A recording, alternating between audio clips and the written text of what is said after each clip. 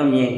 இந்த மனுஷன் என்ன பண்ணிட்டாரு, ஜெய்பீம் படத்தில் ஒரு சமுதாயத்துக்கு உண்டான குறியீடாக அந்த படத்தில் பயன்படுத்திட்டாரு அப்படிங்கிறதுக்காக மன்னிப்பு கேட்க சொன்னானுங்க. மன்னிப்பு கேட்கல அப்படிங்கிற ஒரே காரணத்துக்காக இந்த சங்கி கூட்டமும் அந்த சாதி கூட்டமும் சேர்ந்து இவருடைய படத்துக்கு எவ்வளவு வன்மத்தை காக்க முடியுமோ கக்கி தீர்த்துக்கிட்டு இருந்தானே.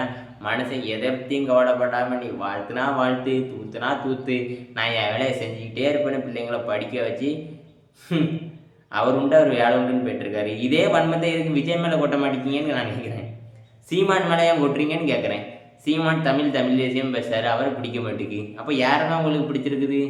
நாங்கள் தாண்டா ஆண்ட பரம்பரை, நாங்கள் தாண்டா சத்திரிய பரம்பரை. உங்களை நல்வழிப்படுத்த எந்த கூட்டமும் உங்களுக்கு பிடிக்க மாட்டேங்குன்னா யாரை பிடிச்சிருக்குது? மதத்தை வச்சு அவனை விட்டு 5 ரூபா முறுக்கு பள்ளிவாசல நொறுக்கு சாதி பெருமை பேசிக்கிட்டு உங்களை தப்பா வழி நடத்திக்கிட்டு இருக்க அந்த பூமுட்டைகளுக்கும் ஆதரவு கொடுப்பீங்க.